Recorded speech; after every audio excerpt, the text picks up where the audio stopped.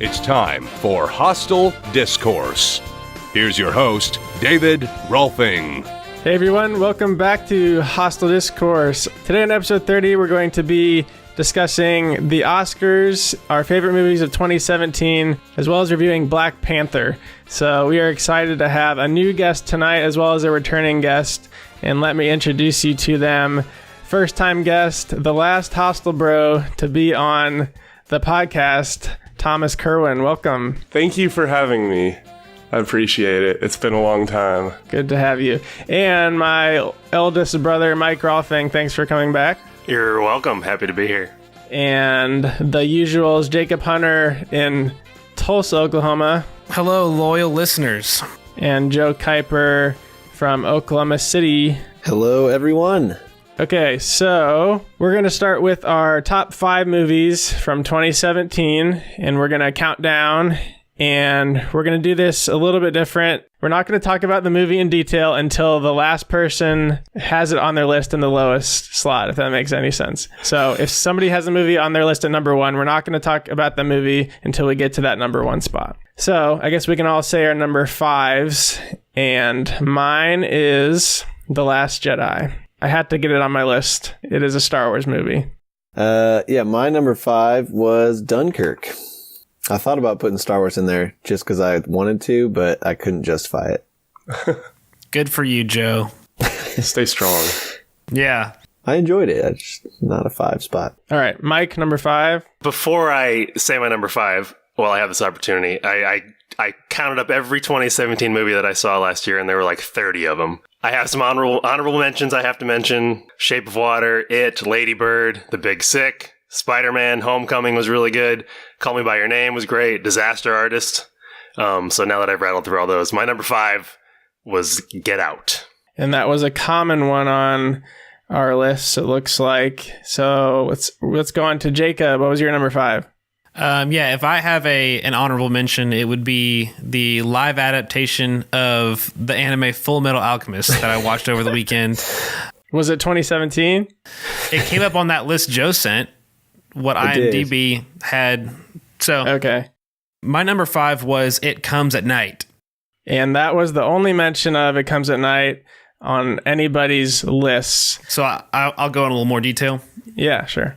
This is from, I think, a recently very popular studio called A24 that also made Get Out and Lady Bird, right? Yeah, they've made a lot of movies recently. A lot of those indie they're films. killing it. They also made The Witch, which is a really cool horror film. The Vavitch. Yeah. Don't let our humor steer you away from it. It's an awesome movie. But It Comes at Night is about a family in what we can assume to be a post-apocalyptic world. They're living in a house secluded in the woods. And through the course of the movie, they encounter another family that's looking for shelter. And there's a lot of tension around these two families being very protective of each other. And also there is some force that everyone is afraid of from the outside that keeps them from being free to live outside or even really feel safe. So that would be my synopsis of it. I think it is an amazing movie because it just emotionally manipulates you in a really impressive way, and it's not pleasant at all. So it's not a fun or thrilling or in any way enjoyable, but I think it deserves a lot of credit for being such an effective emotional piece. Especially in the end, you really end up connecting with, I think, the mother and the father figure. I think that's what a movie should be. And even though I didn't like how it felt, I feel like I can appreciate it a lot. So I give it the number 5. Would you see it again, or did it leave you in a terrible mood like it did for me? No, I don't think that's probably a great measure for how great a movie is. I completely agree with that. There are some movies that, like It, for example, or I recently watched Moonlight, the best winter picture from last year, and I would not say those movies have great rewatchability, but I thought they were both really good films. So, I don't know. It doesn't have to be rewatchable to be a really great movie. Yeah. In my opinion. Let's go on to UTK. What was your number 5? My number 5 film was Get Out, which I think a lot of us saw this year. And yeah, a really great movie that we're going to discuss a little bit later because it's higher on some of our other lists that we have. Yeah, I've got it up there. It is. All right. Then on to my number 4, Spider-Man Homecoming. I love Spider-Man. This movie was really, really fun. I think the actor really portrays Spider-Man really well. But we do have it further down the line. So let's go on to Joe, number 4. My number 4, also a superhero movie, although I gave it to someone else. It goes to Logan. And I'm sure we're going to hear a lot more from Jacob about that later, as he loved it so yes, fondly. Yes, you are. Okay, Mike, number 4. All right. Before I say my number 4, I'll give another honorable mention to a movie that was so bad that it was fantastic. Valerian, City of the Thousand Planets. I don't know if any of you saw that. This is not my number 4, but it is a movie that I recommend all of you watch if you haven't seen it. It is beyond insane, and you just need to watch it. Anyway, number 4, I gave to Star Wars: The Last Jedi. Ooh. Great. And that was my number 5. We are the only 2 that had it on our lists, it looks like. So we've had 2 podcast episodes. Done an entire episode about this, yeah. Yeah, dedicated to this movie. It's great. I've seen it 3 times. I enjoy it. I'll watch it again. It's Star Wars. Like, obviously I'm biased, but I had to stick it on there somewhere. No, you didn't. Yeah. I mean, I'm such a big Star Wars fan. It's any year at the Star Wars movie, that might be in my top 5 just because I enjoy Star Wars so much. But as you've heard, I have my issues with the movie, but I'm sure it will hold a special place in my heart throughout my life just because it's Star Wars, and it does have some really good elements to it. Anybody who didn't put it on their list have something to say about it? Star Wars? No. I did like it. It just didn't crack my top 5, although like that whole rewatchability factor we were talking about, Star Wars has that, whereas almost every movie on my list I will probably never watch again. They were good films. I just would rather just watch a nice Star Wars, you know? Yeah, and I think when I put lists together, I tend to kind of put the more rewatchable ones at the top just because they were the most enjoyable film watching experiences. I think, though, if I were to do a 10 or 15, there'd definitely be more of a variety, but I feel like my higher ones are more crowd pleasers. Yeah. Jacob, on to your number 4. Number 4, I have Dunkirk, which I believe some other people have ranked higher than me. You are correct. Okay, TK, number 4. All right, so my number 4 I actually just saw last week after I got pretty sick, so I was laying on my couch just watching movies while it was raining outside. So my number 4 is called Good Time. It's an independent film by a couple filmmakers from New York called the Safdie brothers, and it stars one of the directors and Robert Pattinson. Robert Pattinson plays the brother of Ben Safdie's character, who is autistic, and what happens is Robert Pattinson kind of decides that he knows what's best for his brother, and he decides that what's best is to become a bank robber. So they rob a bank, and then in the ensuing chase, his brother gets arrested by the cops. He gets sent to Rikers Island, and after that, he gets sent to the hospital because he gets in a fight in prison. And the movie is basically Robert Pattinson's quest through like the criminal underworld of New York to find his brother and get him out of the hospital and out of prison. And it's just like the most intense film I've ever watched. There's this like really gritty electronic soundtrack that underscores the entire movie. It's just like nonstop action and intensity the entire way. I really enjoyed it. Sounds cool. Robert Pattinson's really good at looking creepy. I'm looking at screenshots from the movie. Yeah, no, he was incredible. I honestly thought after seeing that he kind of got snubbed from Best Actor talk. But I know a lot of people didn't see the film, but I really enjoyed it. It was on Amazon. An electronic soundtrack is enticing to me. I think I'll check that out sometime. Yeah, I told Jacob about it last week, and he said that he was most interested in watching that one out of the ones I told him about. I haven't watched a really intense movie in a long time. Sounds fun. Cool. All right. My number 3 is Baby Driver, and that is lower down on somebody else's list, so we can move on to Joe's number 3. My number 3 is Logan Lucky. and I actually don't know if anyone had that. They did not. All right. Well, I'm pretty stoked about that because I like that movie a lot, and I'm glad to talk about it. For those of you who haven't seen it, it is Channing Tatum, Adam Driver, and Daniel Craig, also known as James Bond. Also known as Kylo Ren. Yeah. Oh, yeah, and Kylo And Ren. Magic Mike. And Magic Mike. And they all portray literally opposites of those roles, which is awesome. Daniel Craig is nothing like James Bond, especially he's a criminal. And basically, it's like if you took Ocean's 11 and put it in Alabama. And that is how I would basically summarize this movie. It's a lot of fun, a lot of humor, and it's basically they are trying to rob a NASCAR race. And it's a great movie. I would highly recommend it. It's like redneck Ocean's 11. Yeah. I don't think you guys could have put that a by the better same way director. because Ocean's 11 is one of my all-time favorites. So I'm in. Oh, I'm yeah, going to go watch this movie. Take that, combine it with NASCAR instead of casinos, and you got it. All right. Oh, TK, well, have you seen the trailer for the new Oceans movie? I have. I'd say that I'm not to I'm get too excited for it. sidetracked. I'll reserve judgment until after I see it, but I'm excited. I think they'll do a good job with it. Okay, on to Mike, your number 3. All right, my number 3. Well, before I say my number 3, I have another honorable mention. Atomic Blonde I watched recently. I don't know if any of you've seen this. It's like female James Bond. It has some of the coolest action sequences I've ever seen. The movie itself is so-so, but it has some incredible sequences. So anyway, my number 3 is Coco, which I don't believe any of the rest of you have. Nope.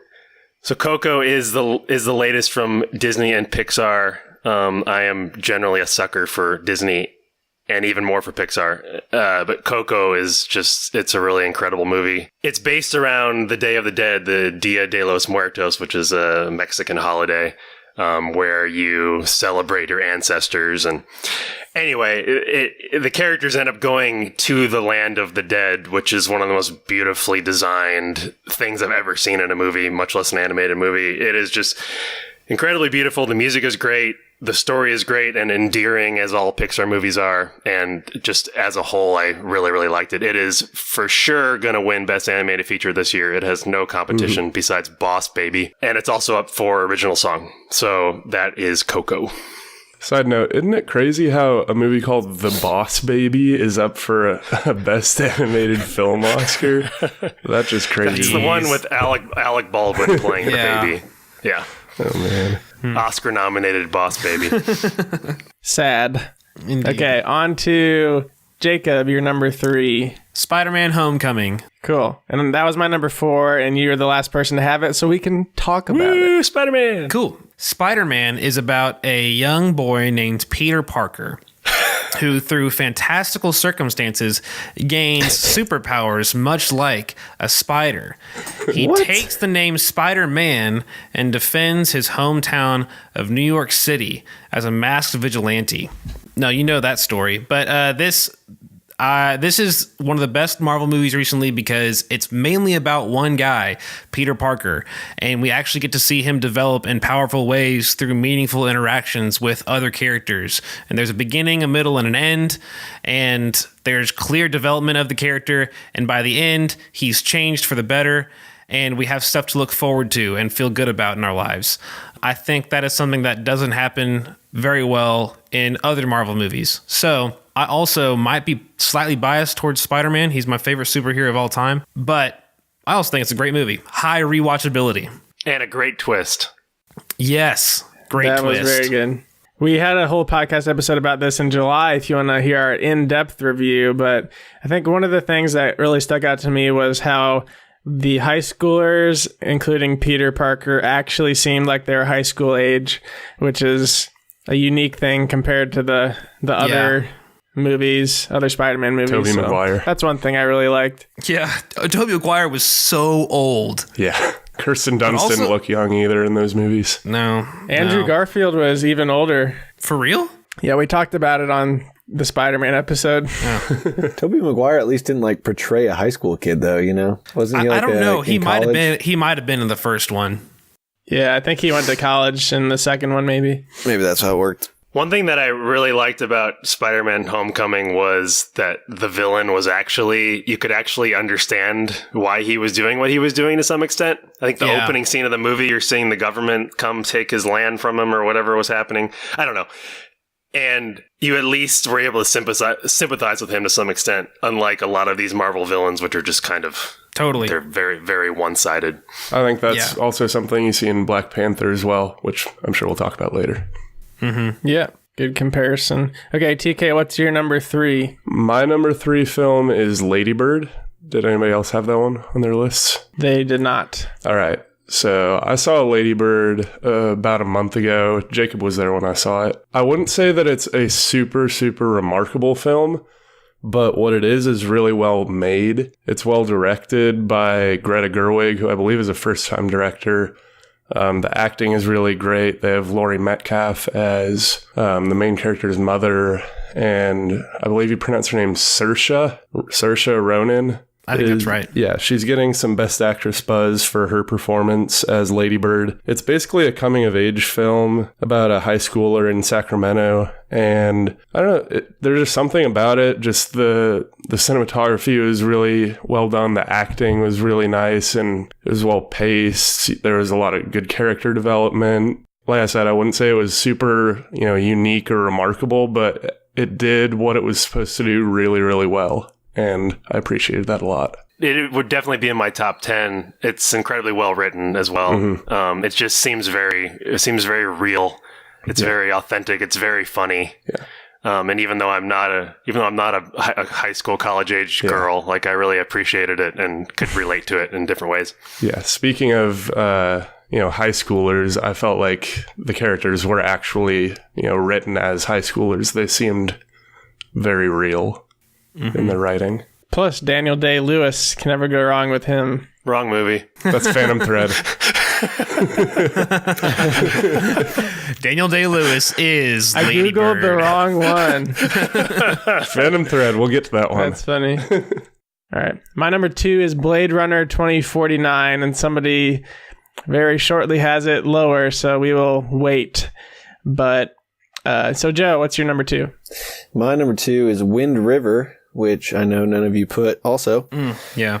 Wind River was honestly a really good one, maybe a little bit lesser known, although the actors in it are pretty well known. Jeremy Renner, I think is his name. Yeah. It's basically a kind of an awareness piece almost about the state of Native American, like federal land and like how that's handled in terms of crime and murders and abductions and things like that. And it really opens your eyes to the plight that they're in. But basically it's about a murder mystery in what's called Wind River out in Montana or Wyoming, one of the two. And it's, just these beautiful landscapes with tons of snow and mountains, and obviously the backdrop of this murder mystery. And it's just really an intense and compelling movie. And like the whole time you're just like not really sure what's going on. And obviously the resolution is well worth the wait. So I would highly recommend it. All right. I'm in. Sounds very interesting. I remember being intrigued by those trailers, just haven't seen it yet. Mm-hmm. Yep. Mike, number 2. All right. Before I get to my number 2, I have another honorable mention. This is more like your top 20 list. I can do whatever I want. Have you guys seen The Disaster Artist? Any of you see that movie? No. Or are familiar with the story of it at all? Yeah. I am, yes. Man, it's really funny. I'll just put it there. I highly recommend it. I had never saw The Room. I went on YouTube and watched a half-hour clips of it beforehand and went and saw the movie and really enjoyed it. So check it out when you can. Anyway, my number 2, which I think someone has higher, is Dunkirk. Yep, they do. So, Jacob, your number 2. My number 2 is Get Out. All right. And that's the highest. We can talk about it now. Yep, that was the lowest. Cool. Jordan Peele directed it, of the comedy duo Key and Peele. It's his directorial debut. It's a horror movie about a guy who goes on I guess a holiday vacation to his girlfriend's house to meet her family. And as he gets there, events start to unfold that show that her family isn't what they say they are. Anyone who's listening right now has probably heard about it and knows that it deals with race. I think the movie's genius because you can just look at the movie in so many ways and think that it's saying so many different things. And I bet that's probably what Jordan Peele wanted the whole time. And I don't know. I think he has a lot to be proud of for that. And I'm really sold on whatever he's got coming out next. But it's also funny. It's creepy. It's got a lot of really cool moments. And yeah, I want to hear what y'all have to say about it. TK and Mike, you both had it at number 5. Yeah, I mean, I agree with all those things. It is a great combination of scary and thrilling and funny. The performances are incredible. Even a lot of the minor characters steal the show half the time. It is, like Jacob said, a great debut for Jordan Peele. He is nominated for an Oscar for Best Director. And I'm also very excited to see what he comes out with next. I mean, I'll echo a lot of what you guys just said, but I think that I was discussing this film with some of my friends from back home recently, and what they were saying was how surprised they were that it actually got nominated for Best Picture, which I think is definitely, kind of a watershed moment for the Academy, that a horror movie about race is being nominated for Best Picture. I think that's really unique and new. One thing that my friends decided that they believe was this is kind of like the defining moment, like movie of the year. Like when we look back in 10 or 15 years and you think about 2017, Get Out is going to be maybe the top film that you think like, oh, this is the year that movie came out. Because it kind of feels like, kind of a tide shifting. Like it's just very novel idea. Like the entire plot is just very unique. Yeah, I don't know. I thought that it was extremely well done. The acting's great. It's funny, but it's also very serious in a lot of ways. And it's kind of scary too. Yeah. So, great film. Also, one of those movies where afterwards you can Google everything that you missed and it'll really blow your mind. Yeah, definitely. Unfortunately, Thomas, what you're saying doesn't necessarily mean it's going to win Best Picture. It probably is not going to. No. But that tends to be a trend. Star Wars didn't win Best Picture. Saving Private Ryan didn't win Best Picture. There's numerous instances of that where just because it didn't win the Oscar doesn't mean it's not going to be remembered for a long time. Absolutely. Yeah, I don't think that this is a Best Picture winner right here. All right, TK, number 2. My number 2 is Phantom Thread, which is a movie that came out quite recently, so it's probably got some of the lowest viewership of any of the nominated films for Best Picture, I'm assuming. Supposedly the last film that Daniel Day-Lewis is going to star in, which is obviously a big deal because he's one of the most acclaimed actors ever. Directed by Paul Thomas Anderson, who did stuff like There Will Be Blood and Punch Drunk Love, stuff like that. Boogie Nights. He's a really amazing director. The script is really well done. The actress who plays across from Daniel Day-Lewis in the film, her name is Vicky Creeps. She's from Luxembourg and she's a newcomer. I thought that she really held her own against Daniel Day-Lewis, which is obviously impressive. And she might have even deserved some Best Actress buzz for her performance. She was great. So the film is basically about Daniel Day-Lewis playing this dressmaker in 20th century London who is just very meticulous and kind of controlling of his entire lifestyle.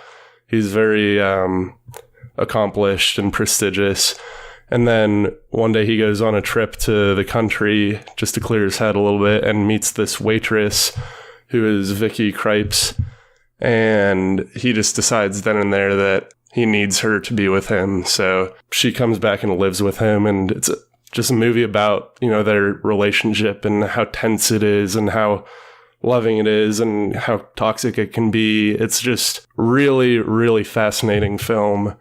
Really, really well acted, and it's got some great twists in it, I think. Yeah, I agree with a lot of those sentiments. It's incredibly acted. The production design is very interesting. The music is very good. Yes. But I just really did not like the movie at all.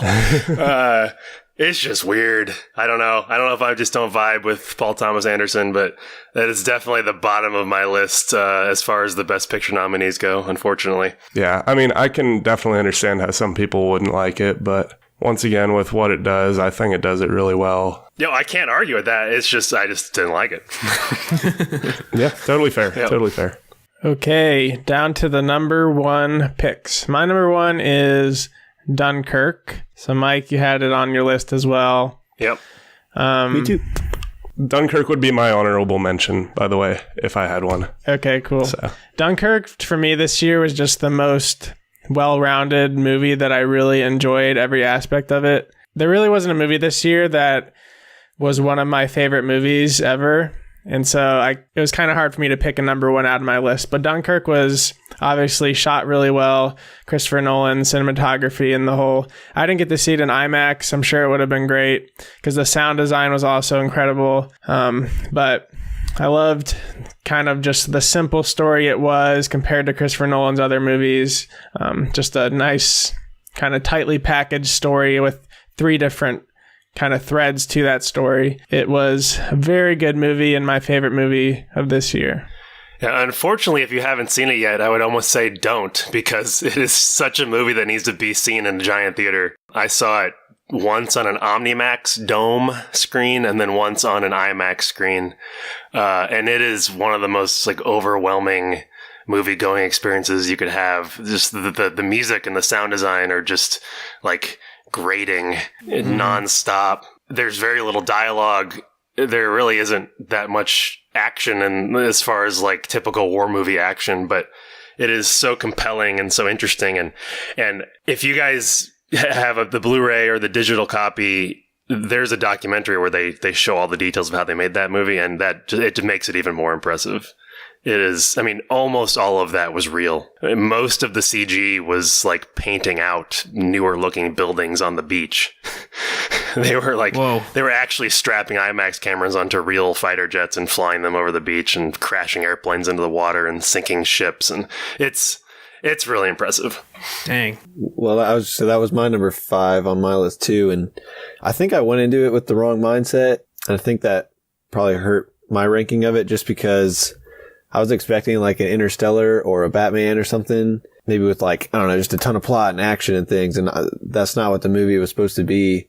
So I kind of went in with the wrong mindset, but coming out of it, even then I was just that was a good movie and definitely feel I kind of was impressed. But I think if I had seen it under the right circumstances, it definitely would have been towards the top of my list. Yeah, I echo everything everyone said. I don't really know what the point of the 3 different time scales were. I don't know, that didn't really work to anything powerful, I didn't think, except that I kind of figured out what happened and I was oh, okay, I see what you're doing. But I didn't see how it did anything to further the effectiveness of the movie and what was going on in it. So I'd love to hear Mike or David or any of you guys, what if you have any idea of what Christopher Nolan was doing with that. I would love to learn. No, I've only seen it once. I didn't realize that there was a different time scale, like you mentioned, for each of the 3 plots. I just assumed that they were happening concurrently. So I really didn't notice that either. And I read about it pretty recently, but yeah, that didn't have an impact on my viewing. It made it a little confusing the first time. Not so much that I disliked it. It makes a lot more sense the second time because there's titles at the beginning that explain exactly what's going on. It says 1 day, 1 week, 1 month or something like that, or 1 hour, one day, 1 week. And then you see bits and pieces of the different things you've already seen threaded throughout the other stories. I don't know. It's just Christopher Nolan. I don't know. I just gotta give him the benefit of the doubt. I don't know. Oh. Yeah. Okay, Joe, let's move on to your number 1. Yeah, my number 1 was Blade Runner 2049. This movie, I know, David, you had it on your list too. It just man, it was a spectacle all the way through. And I know Mike texted us about how it was nominated for best cinematography. And I haven't seen many of the other movies, but I think it is very deserving of an award like that. Just because of the landscapes it was shot in and just how beautiful everything was. And I had just recently watched the original Blade Runner before I saw that movie. And I think that really just benefited me in coming off of the hype, being oh, Blade Runner's so good. And then seeing a sequel that actually kind of lived up to the hype was really, really cool. Yeah, we had an episode reviewing this movie in depth also, but just the sound design and the visuals of the movie were just all so stunning. And I did have a couple problems with the plot, but I think the other aspects of the movie made up for that and kind of overpowered the plot issues that it did have. And there was so much hype because the first one is such a cult classic. And I think this one was really impressive despite that fact and really stood out in its own way with the visuals and the sound, and Harrison Ford actually did a good job of acting, I think, a lot better than he has been in some other movies. Okay. Next is Mike's number one. All right, my number one. I have one more honorable mention. There's a documentary that's nominated for Best Documentary this year called Icarus, which is widely available on Netflix. It is the story of this guy who decided he wanted to see if he could win an amateur cycling race by secretly doping, taking steroids and blood doping and whatever. And on the course to do that simple, just kind of fun thing for a documentary, kind of like Morgan Spurlock was like, I'm going to eat McDonald's for 30 days. This guy's like, I'm going to dope and see if I can get into this little race. He ends up uncovering like this gigantic Russian doping scheme that I think like led to this whole Olympics deal, where the Russians were banned and stuff. It's crazy. It's really, really interesting. So anyway, that's Icarus, and it's up for Best Documentary. My number one, which I think a few of you, at least David had on his list, is Baby Driver.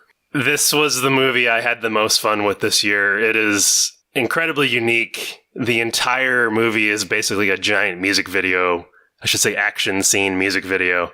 Every scene, every movement, every car chase, every fight scene is like intricately choreographed to songs that were chosen by the director ahead of time. So not like an original score, but like pop songs. It's kind of hard to explain without seeing it, but it is a lot of fun, very unique. And the amount of effort and pre-planning it must have taken the director Edgar Wright to make this movie is kind of baffling to me as someone who dabbles in filmmaking. So that's Baby Driver. Just check it out. That was my number three. I was also really impressed with all the action. I didn't know that they had... I guess I should have realized this, how choreographed it was to the music, but that they didn't add in the music afterwards. Having that pre-planned is kind of interesting. Just really cool action, really good soundtrack, really solid movie. That's why I had it on my list for this year. Yeah, I mean, the opening scene is he's walking through the city, and every single thing he does, including like the graffiti on the walls, is like the lyrics to the music. I don't know. It's crazy. Oh, yeah, you're right. And I watched a bunch of interviews with the director just because I was so curious how they did this. And he storyboarded every single scene completely synced to the songs he wanted, and they didn't shoot anything extra. Most movies would, car chase would film the car chases, 100 times and cut it together. He knew exactly what shots he wanted, and that's all they did. They played the music on the set. They shot to. It's just, I don't know. It's just a very unique, impressive movie. So I highly recommend it. I heard about it. I'd known people to recommend that movie. I had no idea the music was so integral to it. Oh, it's like the main Me neither. thing almost. Yep. Yeah, I mean, the story, thing. I didn't really say the story. It's the main character, who they call Baby, is a getaway driver. And he has what do they call it, tinnitus, where he has ringing in his ears. And so in order to drown that out, he's constantly listening to music on his collection of iPods. And so anytime he's driving these criminals around, he's listening to music, and everything he does is kind of in sync to the music because of how integrated music is into his life. Yeah, Baby Driver is one movie that I've had recommended a lot this year, but I just haven't gotten around to seeing. But that sounds great. I really appreciate when a director, completely sees out his artistic vision, which it sounds like is the case in this movie. Okay, Jacob, number one. Number one of the year.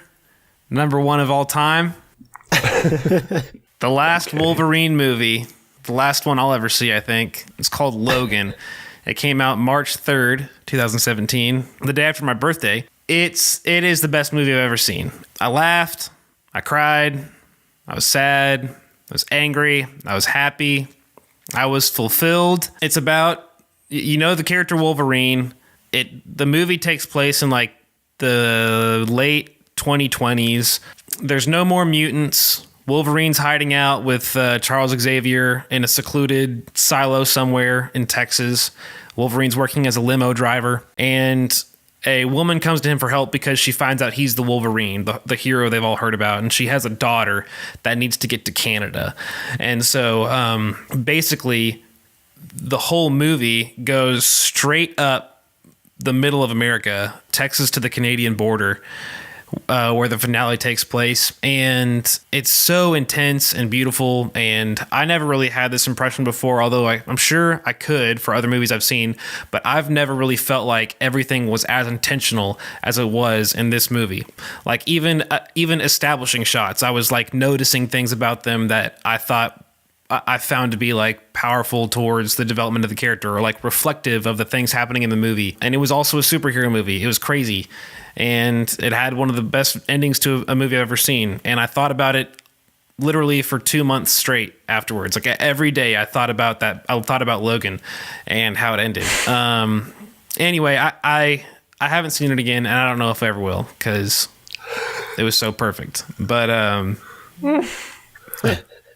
whatever. No, that's interesting to me, Jacob, that you claim this as your number one movie of all time, but you're so set on this one experience that you saw it in, and you don't want to ruin that by seeing it again? Well, I don't know if I don't want to ruin it, but I still am just so happy with how I saw it, and I still am fulfilled by it. I'm sure a day is probably going to come around where I'm going to want to watch it. Maybe if I have kids someday and they're like my age, maybe I'll blow their minds with this with this gem. But it's not like Black Panther, where like recently, I've been like going through the soundtrack or the score and like noticing things like, you know what, I want to see the movie again and pay a special attention to this aspect. I have no thoughts of doing that for Logan yet, and I can still remember everything really well. I don't know if I'll be able to set up a way to watch the movie as intentionally as I did in a theater and with people. Yeah, I'm good. It's the movie's perfect for all I care or for all I can tell, and that is my number one movie of 2017. I was fortunate enough to see the movie with Jacob, and I don't think I had ever fully appreciated a true fan's just love of a movie as when I walked out of that movie and saw Jacob's face. But it was also on my list, and I would second what he said. It was just the most unique superhero movie of the year, if not that has come out yet. And it definitely lives up to the hype. Now, I have not seen this movie, I'm sorry to admit. I am also not like caught up on X-Men at all. Who cares, dude? You don't need do that. I need to see the other two Wolverine movies in order to see Logan? No. Okay. As long as you know the basics. It's on my short list. Like, it's on my iPad waiting for the time when I'm on an airplane or something where I can sit down and watch it. Though it'd probably be better to watch it on my TV. But I'd say it deserves more than an airplane. I have nice headphones. Headphones. Okay, that's good. It'll at least sound good. I can hold it close to my face. Just a side note, I saw a funny tweet the other day where somebody said, at Christopher Nolan, I'm sure that you didn't intend for me to watch Dunkirk on the screen on the back of an airplane chair, but it was incredible anyway. Okay, that's interesting, because for airplanes, don't they cut out like anything about a plane crashing? No, they totally. Well, like, okay, that might be different now when everyone has their own personal screens, but I've seen edited versions of movies on planes that. The example I have is Madagascar 2. Do you know that? Have y'all seen that movie? They launch out of it. No. Damn it! There's this visual gag they do where they like slingshot an airplane out of a giant tree house, but they cut that whole like all of the visuals of that out of the airplane movie or airplane version.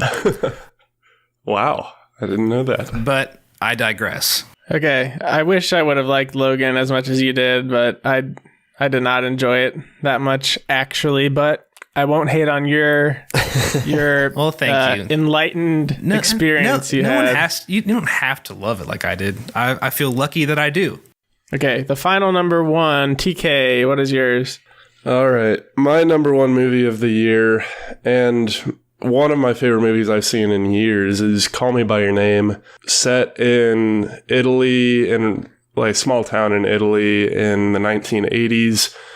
It's about the teenage son of this, he's either history or anthropology researcher.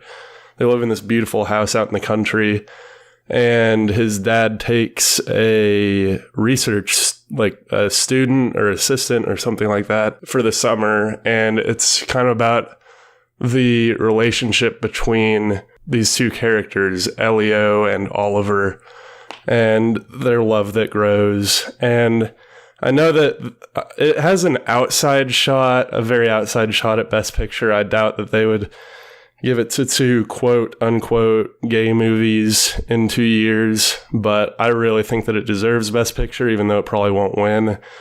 Just everything about it, the soundtrack with some original songs by Sufjan Stevens, I thought was beautiful. Just the aesthetic of the movie, like, I mean, I've never lived a lazy summer in Italy, but I think that it captured whatever vibe that is absolutely perfectly. The colors are really vibrant. The acting by Armie Hammer as Oliver and Timothée Chalamet as Elio, I thought they were both incredible and really captured their characters. And Michael Stuhlbarg as Elio's dad was also really, really great. He had an amazing monologue towards the end of the movie. Might have been the highlight. And just overall, I think that the one actor who really broke out this year, who I'll be following in the future, is Timothée Chalamet. He was in Call Me By Your Name and Lady Bird in a supporting role. And I thought he was just amazing in everything he was in this year. Yeah, Thomas, I agree with you. I think this one would probably be in my top 10, and it's honestly the one out of the Best Picture nominees that I think has stuck with me the most. Like, I'll probably rewatch it and probably like it more. I think, like you said, it like perfectly captures this like idealistic summer in Italy. It made me just want to like go sit in my underwear and read books outside in the sun all summer, you know. And there's obviously much more to it than that. But I'm happy you have that so high because I couldn't fit it, but I'm glad we get to talk about it a little bit. Yeah, just really, I don't know. I was all in on the movie. I just loved the entire aesthetic of it and the way that it really captured the environment of the film. Really well done. Hope it wins, but it probably won't. But no, and I think it's up for. I think Sufjan's nominated. As you said, Timothée Chalamet's nominated, though Gary Oldman. Gary Oldman's probably going to win for playing Winston Churchill. It may have a few technical or writing awards, but I don't remember what else it's up for. Yeah, I think it's up for a few more than that, but it's up for those big three, definitely. All right, good picks, everyone. Let's move on to our Oscars talk. We had a couple of social media responses on... I asked people who they think should win Best Picture. Hannah Whitley said, the Bee Movie is a frontrunner for me. Chris Fisher said, Lady Bird, but I haven't seen Phantom Thread, and I hear I could be persuaded. Kanan Smith said, The Shape of Water. And Thomas Owens said, I'd like to submit The Mummy with Tom Cruise for your consideration. Which is actually not that bad of a movie. I enjoyed it for what it was. Yeah, I mean, so Mike and I think, are the only two here who have seen all of the Best Picture nominees. What do you think's going to win, Mike? Well, the one we haven't, there's a few we haven't talked about, but the big one we haven't talked about is The Shape of Water, which seems to be the front runner. That's Guillermo del Toro's latest. I enjoyed it. I think it'd come close to my top 10, if not maybe hit 9 or 10. It is kind of it's a very interesting twist on your classic monster movie where instead of the monster being the bad guy, it's basically one of the humans is the bad guy. It is beautifully shot. The music is probably going to win Best Score. Del Toro is probably the front runner for director. It just has a lot going for it. It's got some good action at the end. It's got some very interesting love scenes. So I mean, that's sort of the big one we haven't discussed. If I had to rank them, I don't know. It's so hard to rank them all. Shape of Water is in my top 10, I'd say. I would not be upset at all if it wins. I think that it's just a really nicely done movie. It just didn't capture me the way some of the other ones did, but I have no qualms if that wins Best Picture, which it seems to be the front runner for. Yeah, and then the others, I mean, we haven't talked about The Post, the Spielberg movie, which is just kind of a classic. I mean, you get Tom Hanks and Meryl Streep, you're going to have something at least pretty darn good. I enjoyed it. Enjoyable. What else are we missing? 3 Billboards. I hated that movie. Oh my goodness. Me too, Mike. Yeah, it was not very good. It's so interesting because some people love it, and I don't know. It's just... The writing was so stilted; it didn't sound like normal people talking. Almost, And I I will say my immediate reaction was this would have been better as a Tarantino movie. Because like it has all those things. It's like got a weird plot, kind of some like caricature characters. Yeah, But they didn't like push it over the line like Tarantino would. man, Mike, I agree with that 100%. This movie makes me think that I don't understand acting because TK thinks that I forget the actress's name. Frances McDormand. Yeah. I thought she was actually very good in this movie. Yeah, she's good in it, but she's been better in other things. Yeah, I thought the acting was all weird. I think I can't separate acting and writing. Like if someone's saying things like TK says that doesn't sound like someone talking normal, I can't get the performance as to come across as like I can't accept that as a normal person in front of me. So I don't know, but cool. Mike, thank you for not liking that movie with me. Yeah, I thought apparently that's like another front runner for Best Picture. I would be really not happy if that won. So Yeah, and not to belabor it, but the way the Best Picture voting works is very odd. The all of the members of the Academy, which are like 6,000 people or whatever, rank them all in order of their favorites, and then they then group all those ballots into, here's the pile of movies here's the pile of The Post that got the number one vote. Here's the pile of Lady Bird that got number one vote. Here's the pile of Get Out. Here's the pile of Dunkirk that all had number one votes. But then whichever one of those is the smallest, they then throw out. And whichever got number two on that ballot then goes into that movie's pile. So like until a certain movie has a certain number of ballots in their pile. I don't know if that makes sense at all. Weird. So it's not just like which one has the most number one votes. It's like which one has the most consensus that it was in the top few of people's ballots. So that's where the voting gets kind of funky, and that's where sort of unpredictable movies end up winning. Because if like everyone loves Get Out to the extent they put it at like 2 or 3, but there's sort of a mix of number one votes, Get Out might win, or 3 Billboards might win. So it's like the less controversial movies are the ones that end up kind of winning. But that's not necessarily true. I don't know. It's just bizarre. Yeah, that is very strange. In a way, I kind of like that this year has no very clear, like top 2 films. Like last year was La La Land and Moonlight were the clear number 1 and 2. Yeah. But this year's a little different. There's more of a group that could push for the win. And then, Dave, you want me to rattle through some of those just fun facts real quick? Yeah, go for it. And by the way, Jimmy Kimmel's hosting on Sunday. Just wanted to mention that. Yeah, should be fun. So, as the resident Oscar lover, and Thomas, you seem like you're pretty into this as well. I love to like kind of see what's unique about this year's ceremony.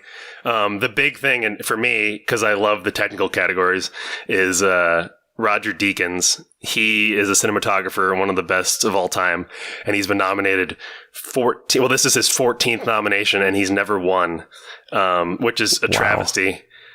He shot like Shawshank Redemption, Fargo, Oh Brother Where Art Thou? He does a lot of Coen brothers. He did No Country for Old Men, which is also Coen brothers. He did Skyfall, which that's the travesty. That movie should have easily won cinematography. That year, A Life of Pi won, which was completely shot on blue screen. That made me so mad. But anyway, he's up for Blade Runner this year, which by all accounts, he's going to finally win, and that'll be very exciting. John Williams is nominated for his 51st time for The Last Jedi. He's only second. It's absurd. He's only second to Walt Disney, who was nominated 59 times. I don't think The Last Jedi is going to win. It's probably going to be Shape of Water, but hey, it's John Williams. Meryl Streep is nominated for her 21st time. I think it should be the 20th because she was nominated for Into the Woods, and that was just a joke. Kobe Bryant is nominated this year. He wrote and narrated an animated short, which was animated by Glenn Keane, who is one of the premier Disney animators, and scored by John Williams. So Kobe's like, screw it, I'm just going to make the best short film I could possibly make. It's good. I saw it. It's nice. We have Greta Gerwig, who Thomas mentioned, the director of Lady Bird, only the 5th female to be nominated for Best Director, and only one female has ever won.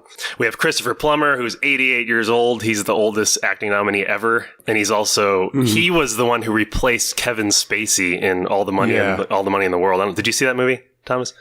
I did not see that, but I've heard that people were a little confused about that one. They feel like he might have just gotten the nominee because he replaced Spacey. I don't know. There's a little weirdness there. Yeah, so this is a Ridley Scott movie, and they filmed the entire thing with Kevin Spacey, and then he got in big trouble. So they're like, all right, we'll just get rid of him and swap him in with someone else. And so now he's nominated for an Oscar. Real quick, Mudbound is the first Netflix movie to be nominated. It's up for supporting actress, screenplay, and best song. I guess it was in theaters because or else it wouldn't have been eligible for an Oscar. And then lastly, there was a lot of buzz for Wonder Woman throughout the year, and it got nothing. Those are my Oscar fun facts. What was the song on Mudbound? It's by Mary J. Blige, I think. I'm not sure. Yeah, she was also an actress in there. I think she got a Best Supporting Actress nod. And the lady who shot Mudbound is the first female to be nominated for Best Cinematography, which is kind of crazy, but interesting. Wow. Did everybody like Wonder Woman? I never saw it. Nor did I, TK. I liked it. Anybody? Not the best superhero movie of the year, though. Yeah, it's good. I didn't like the villain really, but besides that, it was pretty cool, entertaining. Yeah, it was good. Definitely I liked Thor Ragnarok better, and I was kind of surprised that didn't sneak its way in here somewhere in our conversation. I haven't seen it. I really want to. I've heard amazing things. Meh. Yeah, didn't really stand out for me. Well, but we can. I know we're kind of going a little bit long today because movies are just so fun to talk about. Agreed. But one movie that has kind of been a cultural event of sorts over the past couple weeks is Black Panther, and all of us saw it. And right now it's trending to kill the box office again. Right now it's over 400 million domestic. The third weekend it's trending to be up there with movies like The Force Awakens and Avatar and The Avengers as far as the money that it's making. So it's definitely been extremely successful money-wise, and I think a lot of people are talking about it as well because of the predominantly black cast of actors and actresses. Black Panther was one of the first, or maybe the first Marvel superhero who wasn't white. So that was kind of a cultural shift in the comic world as well. And this isn't the first superhero that's black and has an African focus in the story. I mean, there's been some others out there, trying to think off the top of my head, like Blade. And the Will Smith, who is that? Hancock, yeah. Hancock, yeah. That wasn't Marvel, I guess, but and who's the there's like a flying one that Anthony Mackie plays in the Marvel movies. Falcon. The Falcon. Falcon. Yeah. And Rhodey. I guess he just hasn't been a main character. War Machine from Iron Man 2. Yeah, that's true. But what'd you guys think of this movie? I saw it, I think, about a week ago. It's only been out for 11 days or so now. What are your thoughts? I thought it was okay. I think Black Panther needed a sequel. And what sucks about saying that is that you need to, with these movies, you need to have your sequel planned before you even release the first one. Because you got to do you got to fit it in the right phase, and you got to be in the MCU. You got to be on schedule with everything, and it's just that there are like three really awesome ideas, I think, in the movie. Are we spoilers here? Yeah, spoiler alert. Jacob is going to talk spoilers, so evacuate now if you have not seen it and want to. Okay, you're good. I would have loved to see more exchange of ideas about Wakanda coming out of isolation. I feel like that could be its own movie. There could be a whole movie about T'Challa dying and coming back to life, or just being defeated and rising from the ashes. And there could be a whole movie about Killmonger. And Killmonger is the best part, for sure. But by the end of the movie, he only talks with T'Challa for, a few minutes, and it's in the last hour of the movie, or the last 45 minutes even. The best part about Black Panther is so hidden under a bunch of stuff when it so easily, I think, could have shown as a really interesting, worldview clash between these two really strong characters. But instead, we also have to worry about, the diplomacy of the different tribes, and Claw ends up being so unimportant by the end of the movie, and we spend a lot of time on him at the beginning. Even though he was fun and an enjoyable character, at the end he was worthless to the plot. Whatever, I'll stop. Those are all my thoughts. Yeah, I enjoyed it. I actually got to see it. I was in San Antonio just for a little weekend trip, and they have a gigantic IMAX screen there, so I got to see it in the full big format, which was cool. I enjoyed it. I'm not like a huge Marvel fan in general, so it was just kind of in the middle of the pack for me. I did kind of come away with two things. One, I want to see Andy Serkis as himself in more movies because he's just generally so very good.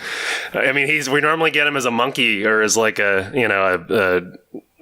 ring-seeking goblin, deformed hobbit, deformed. What are they called? River hobbits or something? Yeah, whatever happens at the beginning of Two Towers. No, Return of the King. You see him fall into the water. Anyway, so I just generally like him, and it's actually kind of funny. We got Gollum and Bilbo in Black Panther.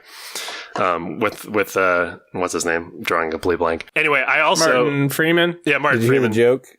What? Oh, that they are the. What is the it? Tolkien white guys. The Tolkien white guys. That's right. That was That's a funny hilarious. joke. Yeah. And the other thing, I don't think I saw a trailer for this movie before I saw the movie, and I watched the trailer afterwards, and I'm really glad I didn't see the trailer before because they show a lot of stuff. I knew nothing about this movie other than maybe a couple TV spots, and that he appears in which other movie is he in? Civil War. Yeah. Which one's the movie where the UN blows up and his dad dies? That's Civil War. That's Civil War. Okay, so that's where I'd seen him. I knew nothing about. I didn't even know Michael B. Jordan was in this movie. So in that sense, I appreciated it because I actually saw it very blindly, which doesn't really happen much anymore, unfortunately. So I enjoyed it. There's awesome. some cool action sequences. I liked the gadgets and I liked the design of the world and the city, whatever you call it, in Wakanda. His sister as sort of like the gadget person was kind of fun, and all It's cute. all of the vibranium that can turn into things, and where Martin Freeman can drive the car from afar. I don't know. There's just some cool things in it that I appreciated. So I don't know. I'm just rambling, but as a James Bond fan, did you enjoy the Q similarities? yeah, well, it was quite obvious. Yeah, yeah. Until she said, "What are those?" Yeah, meme jokes are the biggest turnoff. Yeah, old jokes. Old memes. Wakanda they're living in the future, but their memes are from 2015. No, I heard an interview with the guy who wrote the film or like adapted it, and he was talking about how he wanted to like make sure that it had a lot of appeal for adults, like people who wanted to think about the social issues that the film brings up, which I think it does really well. But he also said that he would run it by his kids, and they'd be like, well, where are the action sequences? Like, you got to make this appealing for kids too. So I don't care for the memes, like what are those either, but I can understand why they're in there. I thought that the movie I saw it last night, so it's pretty fresh on my mind. I thought that it had some really strong acting performances by Chadwick Boseman is his name, who plays T'Challa, who, by the way, he's 40 years old. Yeah, that's insane. That blows my crazy. mind. Blows my mind. I would have guessed 27, 28. Yeah, it's crazy. And Michael B. Jordan is great as Killmonger. He puts in a really strong performance. I liked Lupita Nyong'o, and I can't remember the actress's name who plays T'Challa's little sister, but she was very good as well. She cute. And I don't know. I'm not as big of a superhero film guy as the four of you are, but I came away really having enjoyed this film. I thought that it wasn't as predictable as I was expecting it to be. I didn't really know where the plot was going at some points, which I like. And I thought it was a great mix of fun, action, adventure, combined with the social issues, which the comic and the film clearly wanted to bring up, which I thought that it did in a great way that, is very approachable to a common audience member. Yeah, I went into the movie. I go into most Marvel movies with kind of no expectations because I know some of them are good, some of them are bad. This one was kind of middle of the pack. I probably won't see it again for a long time, if ever. Jacob kind of mentioned the villains and how it's kind of split halfway through the movie. Andy Serkis's character died, and I thought he was a really interesting villain. And then Warmonger was also Killmonger. But somehow they could have interlaced them together a little bit more so that it wasn't just his second half of the movie. I don't know. There were some things that could have been improved on there. I also didn't enjoy the action. Besides the hand-to-hand combat scene where he has to defend his kingship or claim the throne, that was kind of cool. But as far as the final battle combat, I thought it was pretty lame. Like, just when you're fighting with hand-to-hand combat tools like swords and spears, it's hard to make a battle cool when you can't show blood, like in a PG-13 movie. So people are just kind of getting knocked around and knocked to the ground, but there's nobody's really getting hurt, or you can't see it.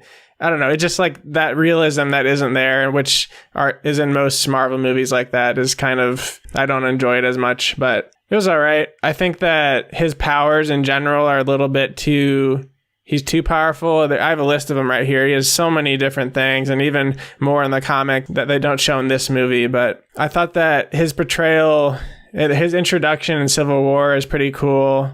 But I don't know. He's just not that intriguing for me, his powers in this movie. And maybe they could have showed him in a better way. But I don't know. It was all right. Probably won't see it again. I think even despite the fact that some of us may not have cared for the movie as much, you got to appreciate what a crazy cultural phenomenon this movie has been. Yeah. It's just, taken over media, honestly. Like, it's all over every social media. You hear about it anywhere you go. It's all over the place, which I think is great. It's a good film for what it is, in my opinion. That's true. Yeah, and I mean, I can see a African-American kid who hasn't gotten a superhero movie with a predominantly black cast before, like having those people that look like you, and that you can relate to a little bit more. That'd be really awesome to be an African-American kid having this movie. And I think that'd be, we don't have that perspective as white people, but that could be something cool that I didn't have, seeing this movie, because I'm not a young black kid. But I could definitely see that as something that is cool for them, and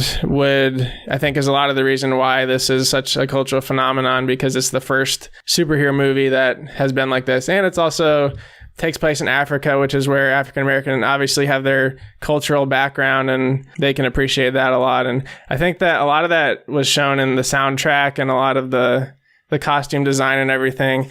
I thought the soundtrack was a really cool blend of kind of those tribal drums and stuff, as well as like the more American influence hip hop when Killmonger came in. Yeah. That was kind of cool, especially in the final battle. Oh yeah. Yeah, there was that scene where he was like entering the throne room, where it's like the shot is flipped upside down and it like twists backwards, and it's playing like, kind of more traditional music mixed with like trap music. I thought it was really interesting and cool. They did a good job with like showing the traditional African culture combined with African American culture.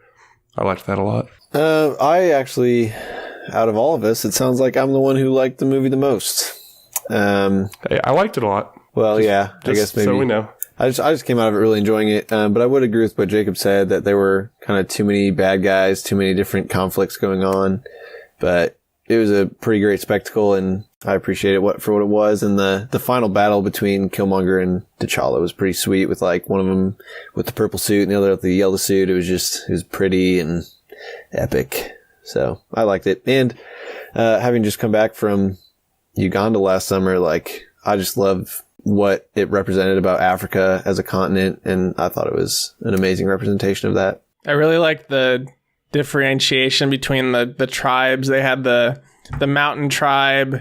Who was their animal? Was it a gorilla? It was a gorilla. Yeah. Okay. They were cool. Yeah, and they kind of have like the Skyrim-y feel in the mountains up there.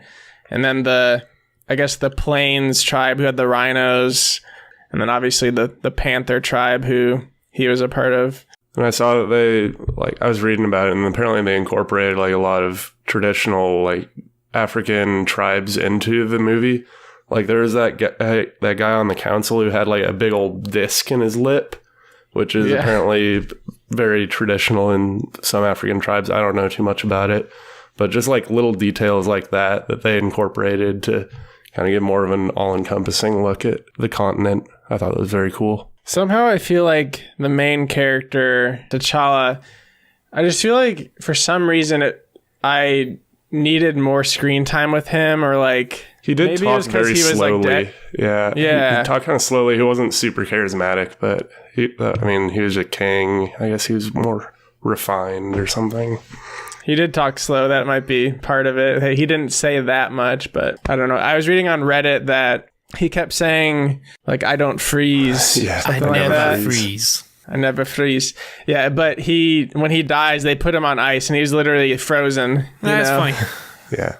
And so then once he overcame that and, like, actually froze, that he, like, came back from that and was redeemed. I didn't realize that watching it, but somebody typed it out on Reddit, and it made a lot of sense. There's some good little details like that. I've been listening to the score. I think I mentioned that already. But my favorite part of the movie is when he's in the ancestral plane, right after he gets coordinated. Simba. It's basically, it's basically Lion King. And he's overcome with grief and shame for letting his father die. And he falls on his knees to the foot of his father. And his father says something like, why are you on your knees? Are you not a king? And if you the song is called Ancestral Plane on the score. There's this really dramatic moment of strings, really loud string instruments, and they play this one melody. And it's been really interesting to listen to the score where else that melody is. And there's parts where I can remember where it was in the movie, and others where I can't. And I don't know. I guess with movies like that, the music, the theming can be really powerful. I feel like that's something I need to pay attention to more when watching movies. Yeah, I'm honestly not too good at, understanding how the score really, affects the way a film moves and feels, but it's definitely something to look into. It's a big part of filmmaking. Jacob, what are some of the upcoming Marvel movies that you're looking forward to? Oh, well, you got the big one this summer, Infinity War. That should be good. I think I'm going to shut myself up from trailers just because Mike made it sound so good just now. But you have also on this IMDb article the Untitled Deadpool sequel, which they might end up calling it that officially. That could be the real title. That would be really funny. Yeah. Then you've got Ant-Man and the Wasp, which I'm stoked about. I liked Ant-Man a lot. I don't get why people didn't like that one. I thought that one was just as funny as Guardians of the Galaxy, and just as charming and endearing. I think it's one of my favorite Marvel movies, and probably because it's smaller scale. And the pun not intended. I love but that. Yeah. It is Pun like intended. pun not intended, but we'll say it's intended. But what I mean by that is he's not like saving the world. It's like a heist movie. Yeah, it is smaller scale in many ways. And I also just really appreciated what they did with the size changes and just the jokes they could make. I mean, there's that shot in the trailer where he's on the train, the toy train, and it's super intense, but then it cuts away and it's like, it just sounds like a toy. Like all the different things they do with that is just to me, it was super clever and a lot of fun. But if I'm picking one movie I'm looking forward to, it is Incredibles 2. I completely forgot that was coming out. Yeah, it's a big nostalgia one, considering how big Incredibles was back in the day. Yeah, it's been... Fingers it been crossed. 10 years? I think it's been 10 years. When did the first one come out? Probably. It's a long time ago. 3,000 years. My most anticipated movie of the year is, without a doubt, Solo, A Star Wars Story. Really? Yeah. For many reasons. Movie you know nothing about. Jacob. Jacob has vowed to not see it or if he does see it, he owes Joe $5. So that's but this is funny. Joe says, I know nothing about this movie, while Joe will die on a hill of an anti-trailer Hate trailers. movement. Yeah. Hate 'em. Because it says too much, right? I do know something about this movie. Well, we don't know if it says too much. That's the thing. You don't know until after the fact, but then after the fact, you're disappointed because you knew too much. We've talked about it, I think. We've at least talked about the Solo movie a little bit, and it's been ripe with so many problems. and so many personnel changes that I'm half anticipating so much just to see just how it turned out. Not necessarily because of the Star Wars movie, but just because I'm just really curious what they've done with it. I also am really excited for Ready Player One. That's mine. Go for it, Joe. No, I mean, I'm just excited about it. For sure, my most anticipated movie. I know David just finished the book too. Mike, have you read the book? Yeah, and I don't read books, so that's saying something. Yeah. Whoa. The book was awesome, and Steven Spielberg directing, so hopefully it goes places because I am stoked. Yeah, I mean, I'm a little concerned because, I mean, the trailers are they're trailers, so they show so much action, and I feel like there isn't that much action in the book. Like the fun scenes, without saying too much, are like when they have to reenact specific movie scenes to, like, win some prize, and I hope they at least have a couple of those in there, because that'll be really interesting to see how they pull that off. I am curious, like, how many times they had to, like, buy rights for things, or, like, hopefully they did, like, at least get permission to use the stuff. Well, yeah, and, like I mean, the climax of the book doesn't it involve? Isn't there like a big, like, I'm so curious to see if they did that or if they've just decided to completely change it. Yeah, we'll be having a post Ready Player One kind of book / movie review episode that week. So if you want to read the book before the movie comes out, I think March 20th is when it comes out, something 29th. Around there. Feel free. It's a quick read. I listened to the audiobook in like 4 days or something like that. So you can join us for that. Also, next episode in 2 weeks, we are going to be having our most famous guest on, and we'll be focusing on a kind of video game episode with him. So you're going to want to tune in for that. And yeah, so the schedule is every 2 weeks. Come back then, and then I think the following episode will be the Ready Player One episode. But I think we will wrap it up for today. Thanks, TK, for coming on. Thanks for having me. I really enjoyed it. And thank you, Mike, for coming back. Anytime. Okay, make sure to leave us a rating and review on iTunes. It'd really help us out and kind of get us up in the search results on iTunes. But besides that, we will see you next time. Bye-bye. Bye. Bye. So long. Thanks for listening to Hostel Discourse. Subscribe and leave us a review on iTunes, Google Play, or Stitcher. And check out our other social media accounts linked in the show notes. Join us next time for more inexhaustible debate over the most questionable of topics.